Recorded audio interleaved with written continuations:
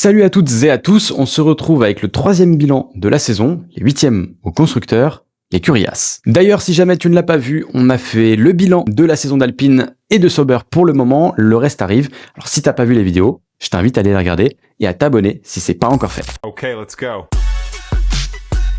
Alors, As arrive en Formule 1 en 2016 et à part en 2018 où il termine 5ème du constructeur, d'ailleurs une très belle performance, ils ont toujours joué le fond de grille. Leur position moyenne est la 8ème place et c'est derrière leur position de cette saison. Ils terminent 8ème de cette saison 2025 derrière Aston Martin, mais également 12 petits points de Racing Bulls. Leur saison est-elle bonne ou pas? C'est parti. Let's go. Alors, pour rappel, on va regarder un petit peu ce qui s'est passé en 2024 et on va se concentrer plutôt sur la fin d'année 2024. Au championnat, As termine 7ème, ça n'est pas une mauvaise saison. Il termine d'ailleurs à 7 petits points d'Alpine qui, sans les miracles de la fin, notamment Qatar et évidemment le double podium du Brésil, As aurait probablement terminé 6ème et on l'a dit tout à l'heure, leur position moyenne est 8ème. C'était probablement l'une de leurs meilleures saisons, exemptée 2018. D'ailleurs, à ce moment-là, ils étaient devancés de nouveau par Aston Martin, mais que de 29 points, la 5ème place était donc atteignable. Kevin Magnussen était 15ème au championnat, Nico Hülkenberg, lui, était 11ème. La saison n'est pas parfaite, la voiture n'est pas géniale, mais elle est très loin d'être mauvaise. Maintenant, et comme pour les cas précédents, pour faire le bilan de l'année 2025 et regarder si leur saison est réussie ou pas, on est obligé de se concentrer un petit peu sur les changements qui ont été faits en 2024, les changements internes, les changements de pilote, et voir l'impact que ça a eu dessus. Et d'ailleurs, tout comme Alpine et Sauber, il y a eu énormément de changements en interne, alors on en parle. Ok, let's go.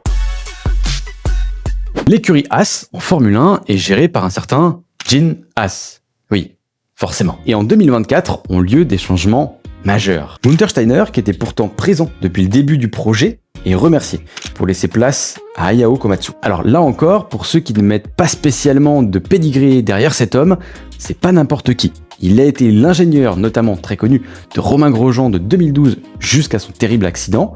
Il a ensuite continué toujours avec As. Il a donc beaucoup d'expérience derrière lui, il a vu un petit peu l'envers du décor. Il était pas si mal placé que ça, et quand on sait les liens un peu plus récents avec Toyota, c'est pas tant anodin de le voir à la tête de l'écurie. Oui, mais on s'arrête pas là. Du côté de As, les changements sont très loin d'être terminés. Hülkenberg part de son côté, rejoint le côté Audi. C'est un choix assez logique. Il est allemand, la As n'est pas non plus géniale. Il veut tenter un dernier défi pour sa carrière. Il rejoint le projet Audi, projet allemand. Et là encore, on n'en a pas fini avec les changements puisque Kevin Magnussen n'est pas prolongé. On fait place aux Français et un jeune rookie, Oliver Behrmann. Alors, le choix Oliver Behrmann est plutôt logique. Il avait fait quelques piges, notamment chez Ferrari et chez As, en remplaçant Carlos Sainz et de Kevin Magnussen. La performance était plutôt au rendez-vous pour un pilote de Formule 2, sans trop d'erreurs, montrant de la vitesse.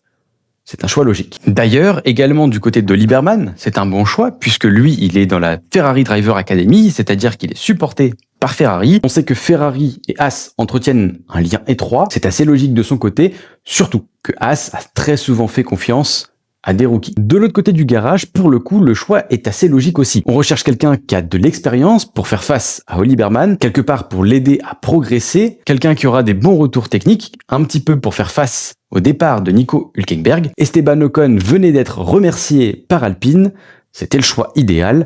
Il est en Formule 1, on n'a pas besoin de faire revenir un ancien comme Bottas ou Guanyu Zhou par exemple. C'est parfait. Bon, maintenant qu'on a parlé de la fin de 2024 et des changements en interne, voyons ce que ça donne en termes de résultats. Ok, let's go.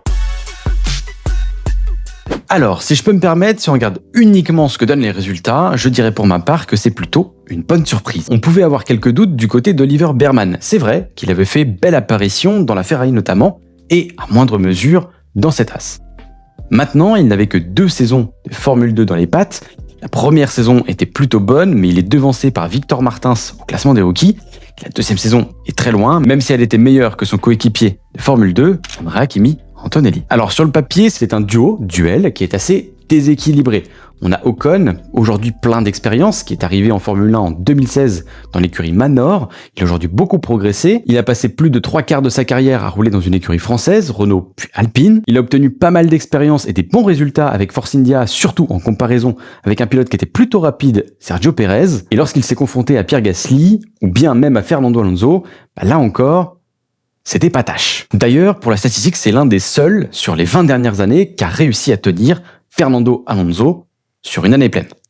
Ouais, c'est quand même pas un maigre exploit. Et si on se penche un petit peu plus sur son duel récent avec Pierre Gasly, là encore, on peut dire très clairement que les deux jouaient quasiment tout le temps dans le même dixième.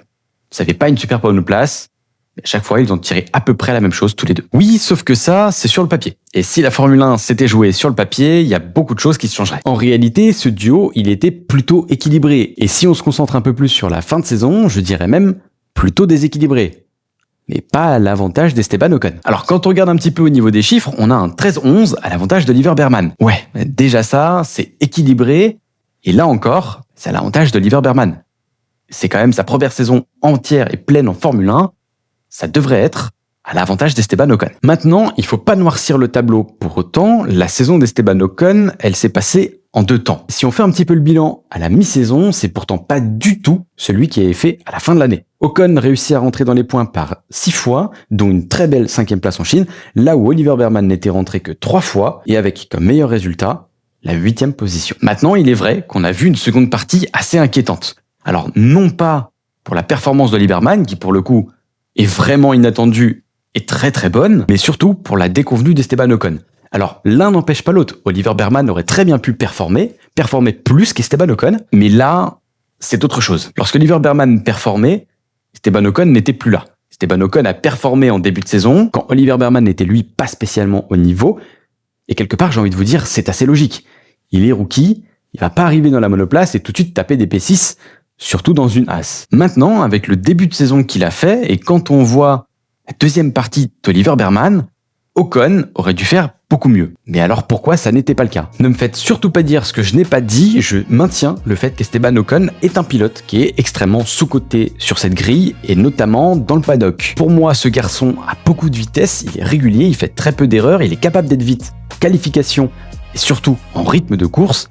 La vitesse ne disparaît pas comme ça par enchantement, il l'a pas mis dans la poche, et ça y est, il ne sait plus rouler dimanche. Non, et d'ailleurs, heureusement, Ayao Komatsu l'a expliqué lors du dernier Grand Prix, avant même qu'il commence, et heureusement, Esteban Ocon a pu le démontrer lors de ce dernier Grand Prix, où il termine devant Oliver Berman, puisque lui rentre dans les points quand Oliver Berman n'y est pas. Alors, Ayao a expliqué qu'il y a eu des évolutions, 2 à 3 évolutions sur la mi-saison jusqu'à la fin de l'année, sur cette As.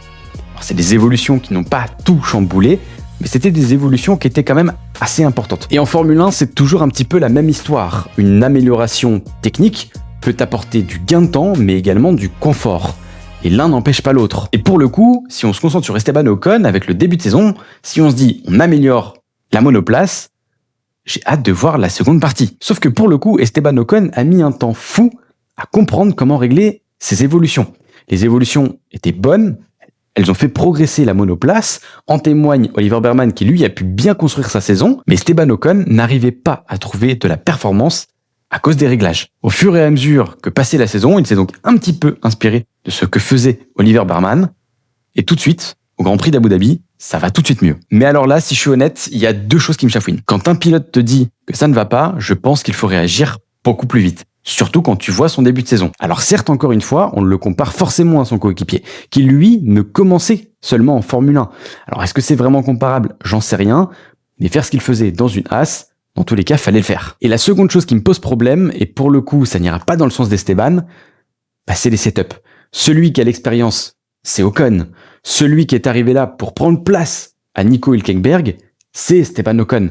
Celui qui doit amener du bagou lors des sessions setup avec les ingénieurs, c'est Esteban Ocon. Et c'est pas normal que ce soit à lui de s'adapter et de prendre parti sur les réglages de son coéquipier Oliver Berman, alors que ça devrait être l'inverse. Alors je me rassure au moins avec cette 8e position obtenue à Abu Dhabi, et encore une fois, il est dans une As, c'est pas parfait, mais 8e place à Abu Dhabi dans une As, c'est encore une fois pas si mal. Okay, let's go.